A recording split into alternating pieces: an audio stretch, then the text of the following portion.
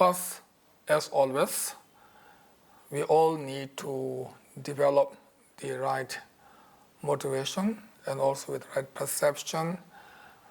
We should study this profound text called The Garland of Jewels by Papa.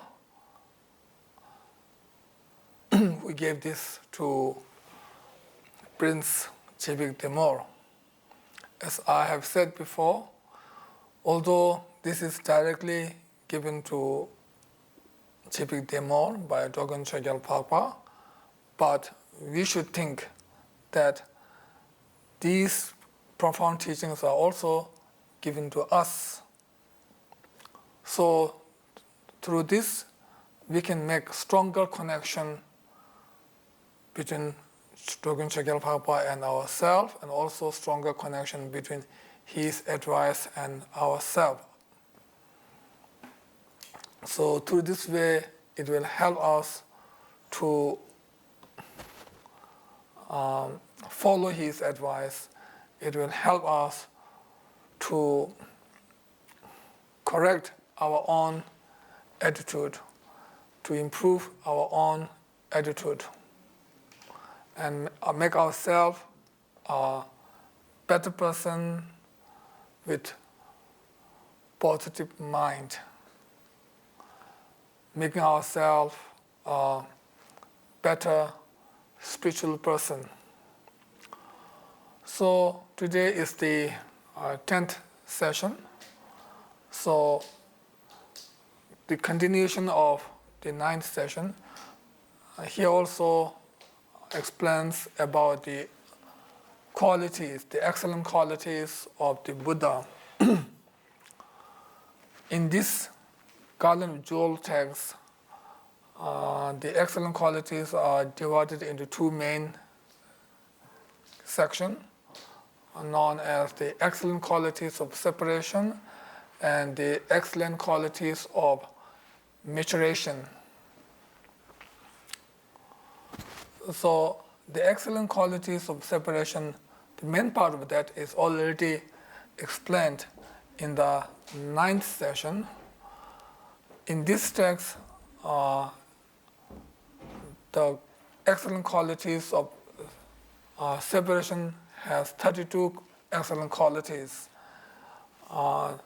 These are the Buddha's 10 powers and Buddha's 4 modes of fearlessness, and the 18 qualities unique to our Buddha. So 10, 4, and 18, if we combine these numbers together, then it becomes 32. So these are the 32 excellent qualities of separation, which means through the wisdom that separates or that eliminates the obscuration and then develop or then gain these 32 qualities. So that's why it's called the excellent qualities of separation. I think this is how these are part of the excellent qualities of separation. And now, here it says, actually, these 32 excellent qualities can cover all the other excellent qualities of separation. Actually, there are more than that. If we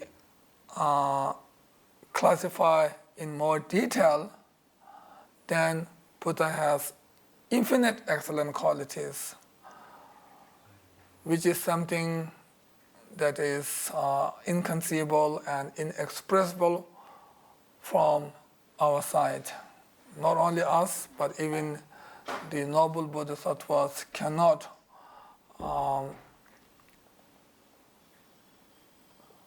realize each and every excellent qualities of the ultimate Buddha or the perfect Buddha. But these 32 excellent qualities of separation can combine the other qualities such as the 10 we call Wangju, like maybe like 10 empowerment or 10 authority, or anyway we call Wangju, and others can be combined into these 32 qualities, can be subsumed into these 32 excellent qualities of separation.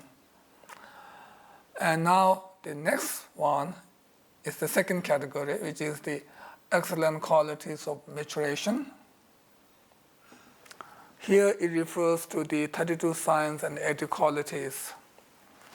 First, 32 signs, actually in this text, it has given great details on these 32 signs, each and every name of 32 signs, and also the reason why Buddha has these 32 signs. So there are 32 signs and 32 reasons to explain these 32 signs. But here I will just say a few of them. The first one,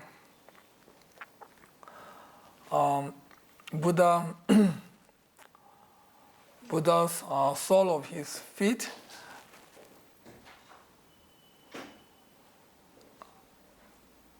and the palms of his hand and soles of his feet are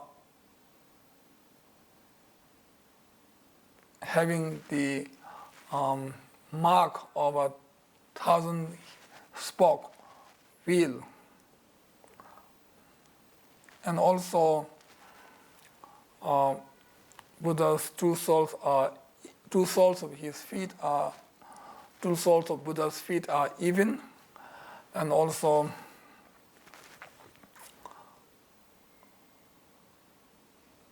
his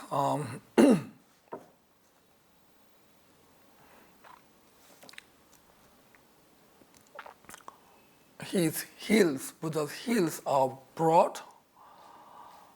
It has like 1/4 of the feet, and also Buddha's fingers are long, and also Buddha's fingers and toes are webbed like the feet of swan, and Buddha's body is very tender or very in a very youthful form. So I just said the first few names of the 32 signs. Actually, each of them has the reason. For example, Buddha's two soles of feet are even because whatever he has promised always remain. He will never break his promise, etc. So due to these reasons, Buddha has 32 signs. And then also there are 80 qualities. Actually, 32 signs and 80 qualities are not contradictory to each other. 80 qualities are classified from the 32 signs. For example, one of the Buddha's 32 signs is the long finger, or fingers are long. Not just long, but extraordinary or unique, in a unique way.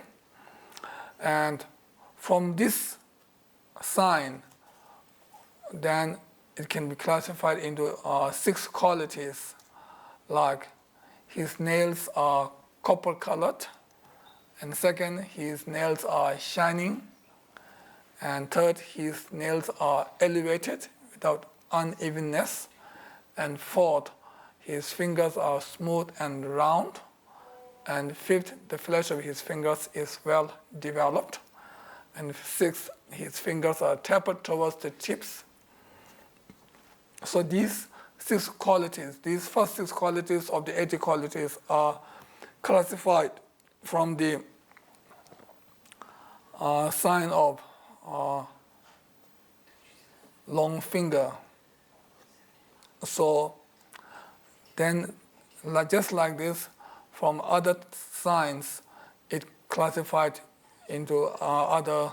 It can classify it can classify the other qualities. So total, there are 32 signs and 80 qualities. So now, the next one is to explain about the Nimanakaya. Through the Sambhogakaya,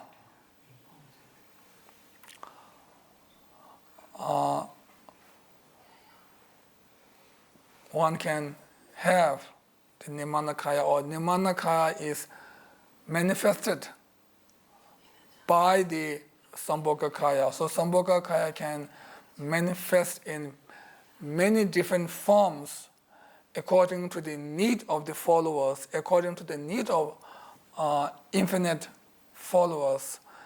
Infinite followers have different mentalities and different propensities.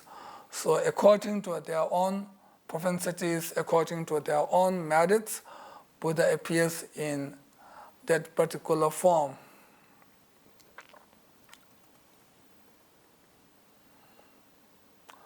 So depending on our own merits, some can see Buddha, some cannot see Buddha. So there are various visions from the sentient beings' point of view. Some can see Buddha, and those who can see Buddha, some can see Buddha in a Buddha's form, some can see Buddha in a king's form or bodhisattva's form or in different forms, or some even can see Buddha in the form of animals or in the form of inanimate objects.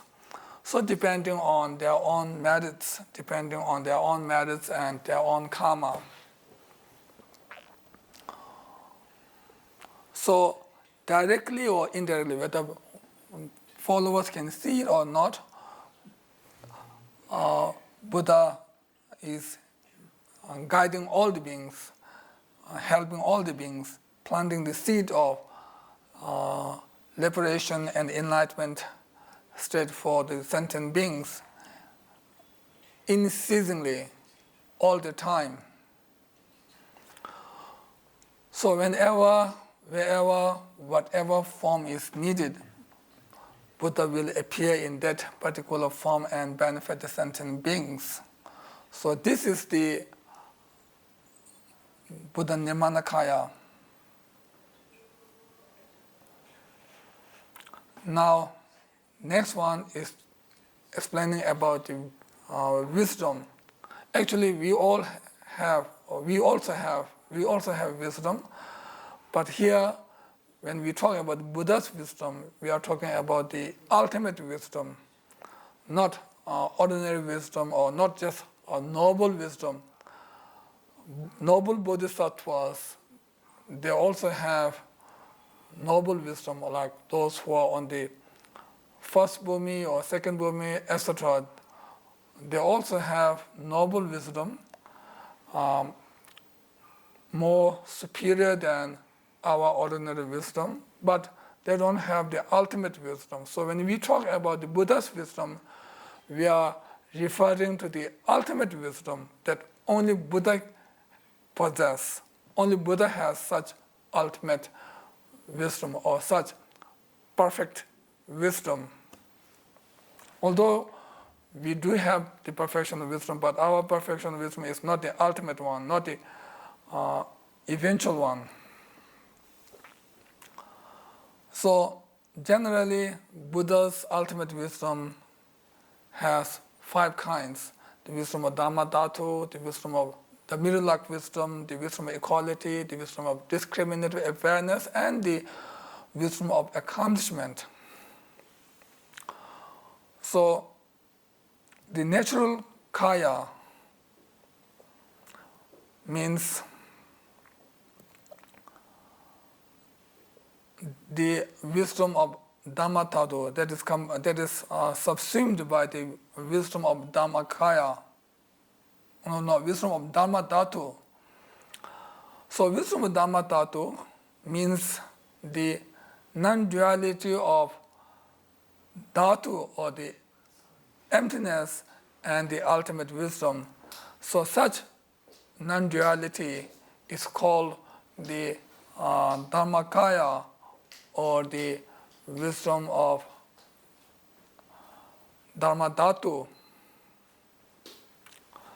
And the Sambhogakaya, which is explained before, is none other than the mirror-like wisdom. And mirror-like wisdom is the transformation of our ordinary alaya consciousness. When our ordinary alaya consciousness is transformed, then it transforms into the mirror-like wisdom of Buddha. So it's the same continuity, but in a different aspect. The alaya consciousness is now in the aspect of mirror-like wisdom.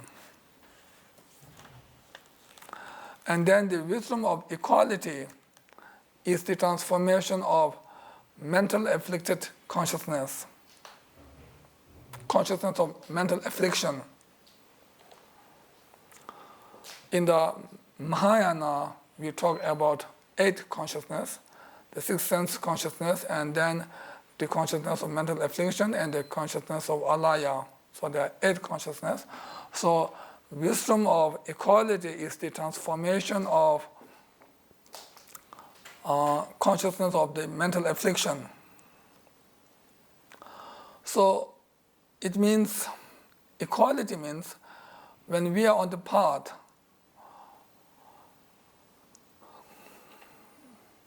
we practice, we meditate on the equality of all the sentient beings. We practice the equality of all the sentient beings without any exception or without any discrimination. If we discriminate fellow sentient beings based on religion or based on country, based on caste, or based on other things, then it means we don't have the practice of equality. Not only that, we don't have the practice of genuine loving kindness or compassion. So therefore, in the Buddhist teaching, as a Buddhist, it is very important to practice the equality. If we really have the practice of equality, then naturally we can control the anger, we can control the harmful thoughts and actions towards others. We can really become a better person without any doubt or hesitation. So anyway, here it means on the path, one has practiced the equality, one has meditated on equality, and because of that, without having the anger and attachment, without having fight near ones, so through such practice, one gains the wisdom of equality when one attains the Buddhahood. Then the next one, the wisdom of discriminative awareness, is the transformation of the consciousness of mind, the 6th consciousness.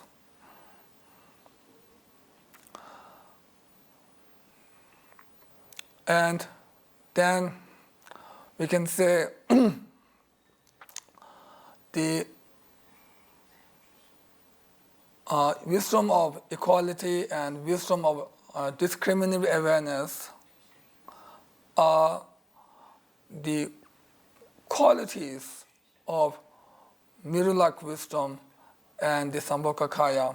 So we should know this, and we should know that the wisdom of accomplishment is the transformation of 5 sense consciousness.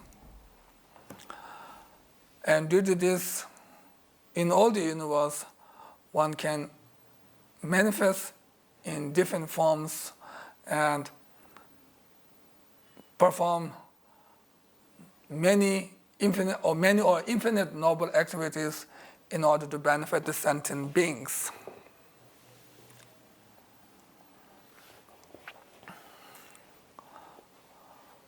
So this also includes the Buddha Nirmanakaya. And now, to explain on this, the kayas and wisdom. The kayas are the container, and the wisdom are the contained. And also within the kayas, we can say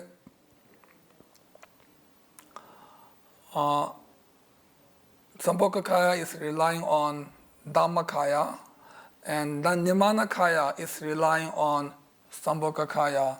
And within the wisdom, we can say the mirror-like wisdom is the container, and other wisdoms are the contained. Also, we can say the Sambhogakaya is the perfection of self-purpose, and Nirmanakaya is the perfection of the purpose of others. And we can say Dhammakaya is the container of both Sambhogakaya and Nirmanakaya. And also, we can say Dhammakaya is the subtle kaya, and Sambhogakaya is more gross than Dhammakaya, and Nirmanakaya is more gross than Sambhogakaya. So through these explanations, we know the self-purpose and purpose of others of the wisdom, and also we know about the gross and subtle part of these kayas and these kayas. And now to show about the unceasingness, the Buddha, who is in the nature of kaya and wisdom, such Buddha is one tastes with a uncontaminated shunyata or dhamma dhatu or dhatu. And also Buddha is the result of inexhaustible merit and wisdom heap, or Buddha is a result of completing the two heaps. And also Buddha is one that has defeated all the obstacles, all the unfavorable conditions. And when Buddha was Bodhisattva, at that time, such Bodhisattva has prayed that one will benefit others until the samsara is end. Because of such aspiration, because of such strong prayers, Buddha always help others. Buddha's noble activities never ends. And also Buddha empowered on the life and all the activities. And also the sentient beings is not exhausting, so therefore Buddha's object of noble activities is not exhausting. So therefore Buddha's noble activities is always it always remains. It never exhausts, it never ends.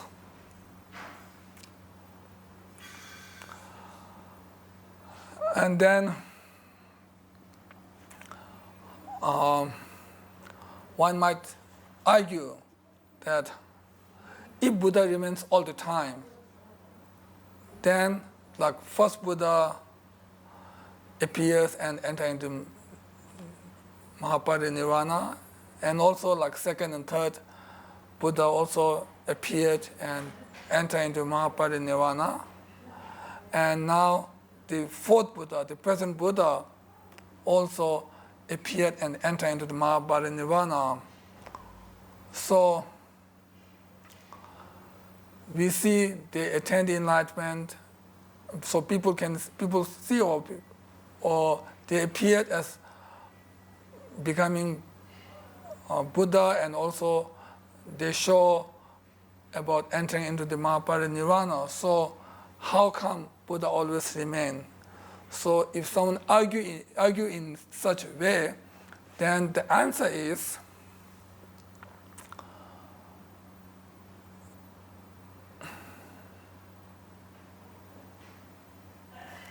Buddha himself does not appear at a certain time and appeared at a certain time.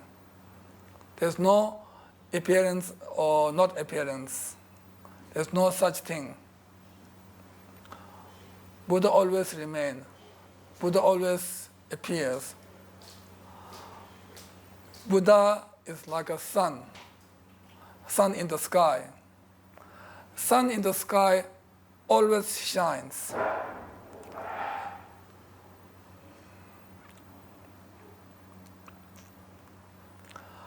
But we as a human being, sometimes we see sunshine, sometimes we see the sunset.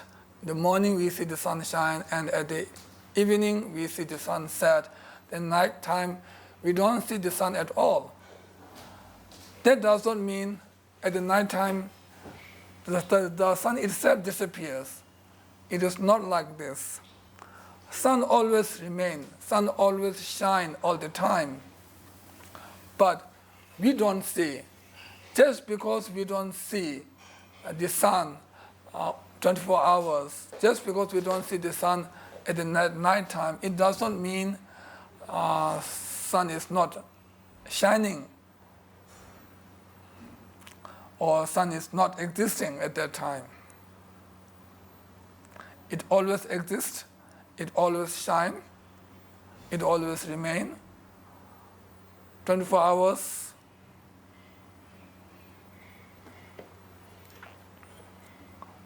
and every day remains 24 hours. But we don't see. Just because we don't see, we cannot say the sun is not always remaining. So we as followers, sometimes we see the Buddha and sometimes we don't see the Buddha because of our own karma.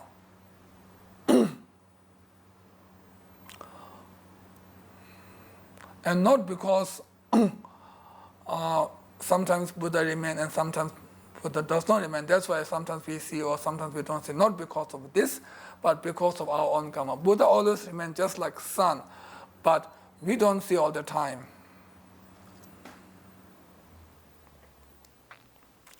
And also, another example, sometimes we can see the sky very clearly, and sometimes we don't see the sky. We can only see the clouds that obscure the sky. So when the sky is obscured or covered by the clouds, at that time we don't see the sky. But it doesn't mean at that time there's no sky. Sky always remains. Skies will not change. Sky always remain. But because of this cloud, sometimes we don't see the sky. And when we don't see the sky because of the cloud or mist or any other thing, then at that time we don't see, but we can't say at that time there's no sky, no sky. So just like sky always remain, sun always remain, Buddha also remains all the time, and Buddha is not appearing certain time and appearing at certain time. Buddha always appears, Buddha always remains, just like sun and sky. So this is the answer to such doubt or to such an argument. Now to summarize,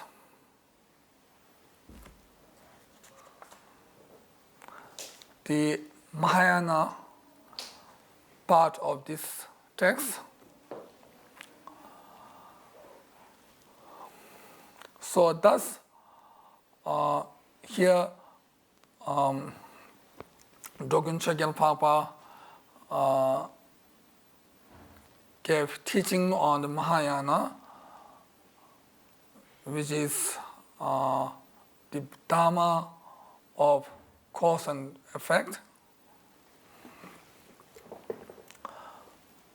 And if one really want to know more detail about the Mahayana, then one should know this from sutras and from shastras or from the treatises that are written by the great bodhisattvas or by the great noble beings.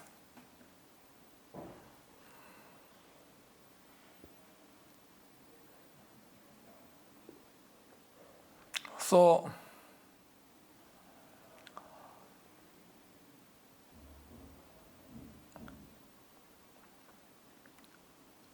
hearing the Mahayana teaching itself has a great purpose. Itself has a matchless purpose, or incomparable purpose. By hearing the teaching, one can understand the meaning, and it can, actually in the sutra or by Buddha, it says, by hearing the teaching, one knows the Dharma. By hearing the teaching, one can stop doing the non-virtuous deeds. And by hearing the teaching, one can abandon the meaningless actions, or one can abandon the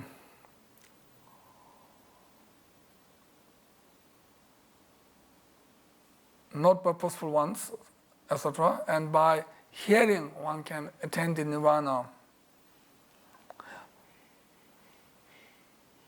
So here, nirvana means liberation. By hearing, one can gain the liberation. So with this, the Mahayana part of the teaching has been completed. So actually, this text has three main parts: the worldly advice part, and the Janayana or Sharvakas and others part, and then the Mahayana part. So these three parts has been completed. Now the conclusion part of this text.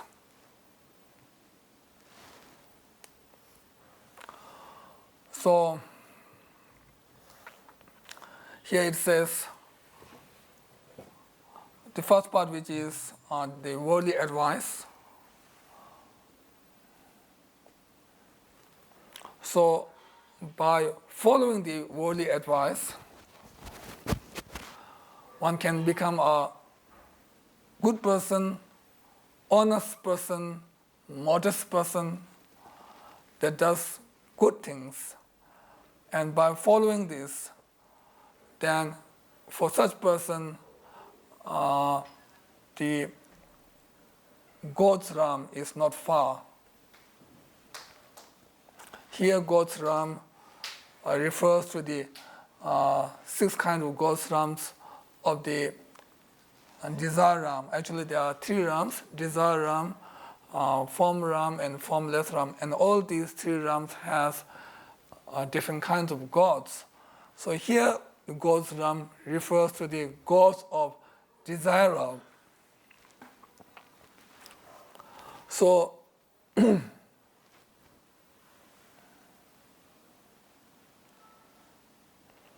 because to go to the form realm and formless realm, one needs to depend on the samadhis, different samadhis. Without having these samadhis, it is not possible to be in the form realm or the formless realms.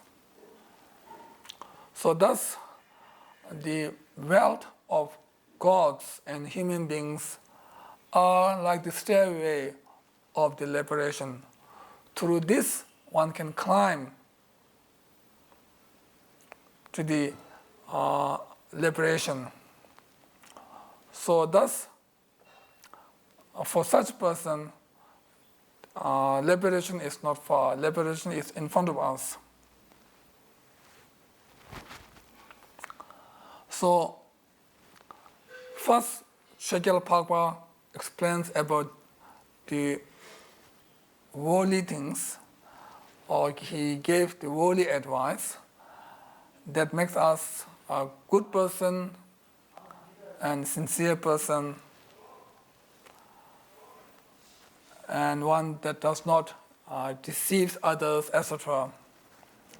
And then in the second part, Shakyalabhagapa shows the Shravakas and Patika Buddha's part, etc. So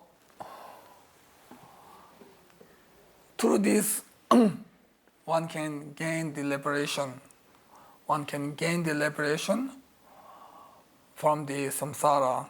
And then the next, Shakyalabhagapa shows the Mahayana part. So through this, not only it will liberate from the samsara, but also it will be free from the nirvana. So normally we say, out of great wisdom,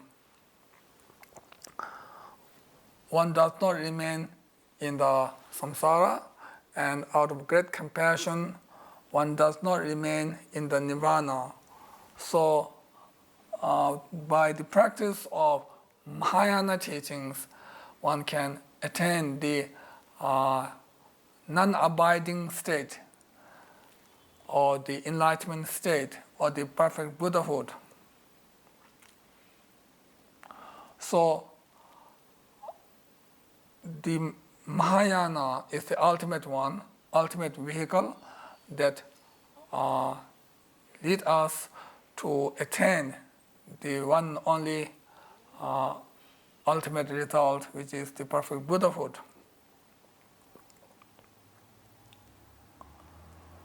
So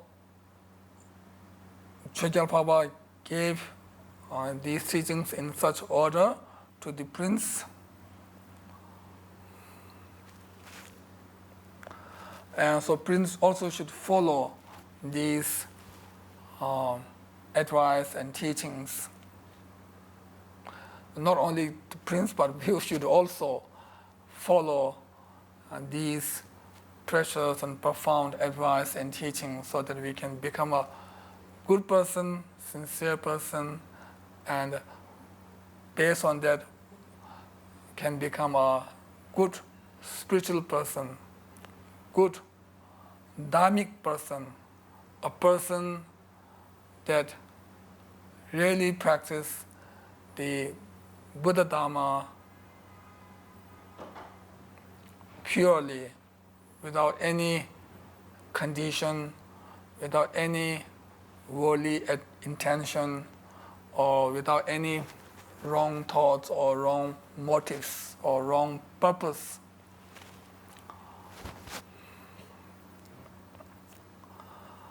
And now next is to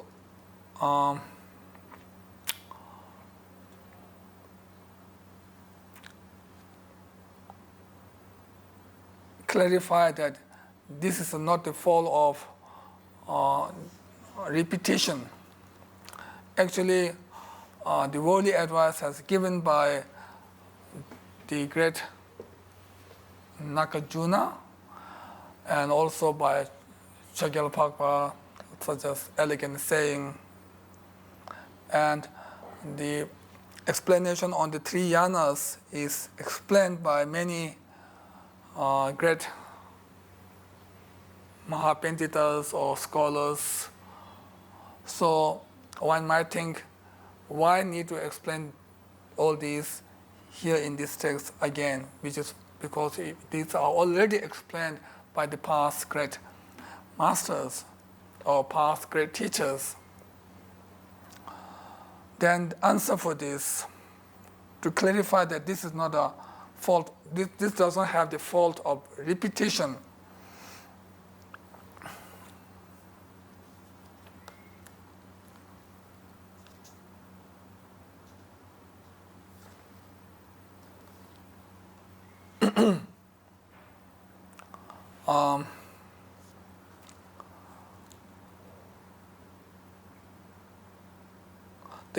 The great masters of the past, they have explained, but they have explained in very detail.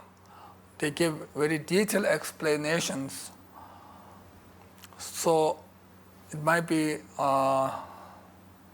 difficult for ordinary person to understand. So here, Drogin Chagyalpakpa use less words, but clarify the meaning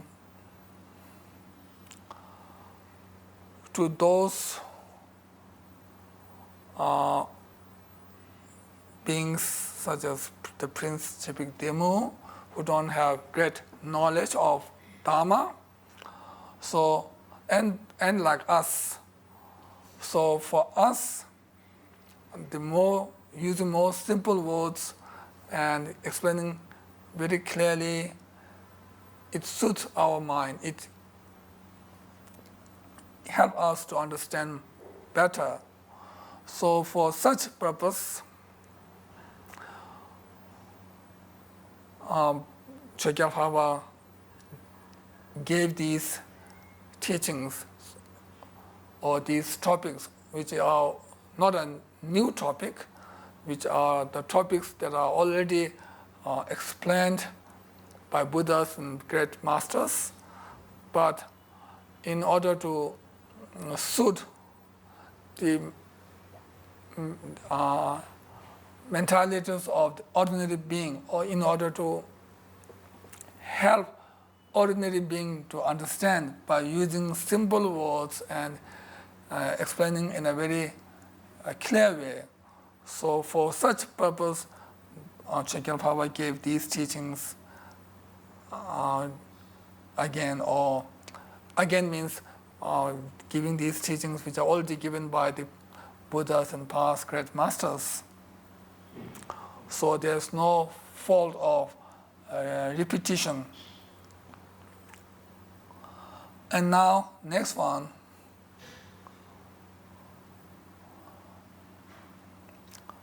Actually, the noble beings, the great masters, they see fault in having the pride.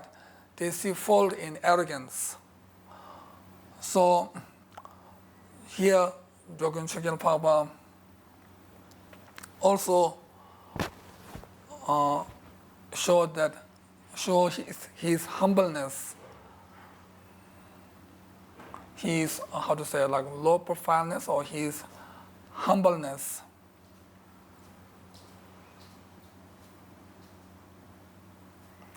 So Chagyalpakpa said his mind is very it's like an ordinary mind, or his mind is like the mind of ordinary beings, and he does not have great knowledge. He does not learn much, so he doesn't have great knowledge. And also he has not heard many teachings. Actually, these are to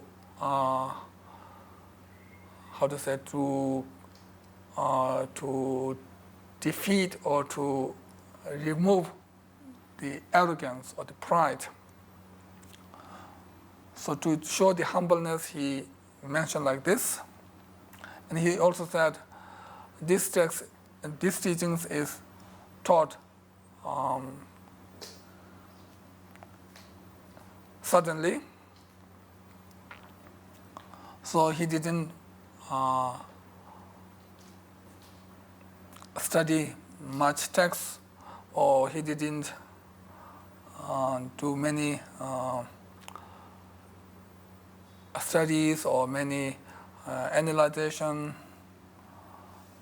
And also he gave the teaching not without the distraction. He gave the teaching suddenly. So therefore, if there's some faults, then all the great masters, those who have the great wisdom, should forgive him. Although Chekyalpapa is none other than the real Manjushri, he doesn't have any fault. He's a perfect master, but to show his humbleness, he wrote like this.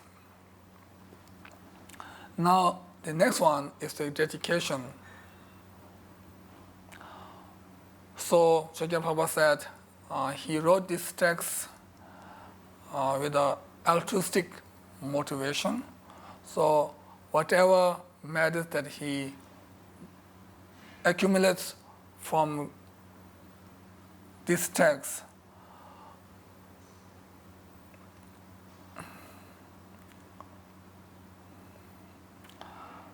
he dedicated all these merits or all these deeds to all the sentient beings. He dedicated these to all sentient beings, saying that all sentient beings, may all sentient beings follow the worldly advice and just the good things, and then enter into the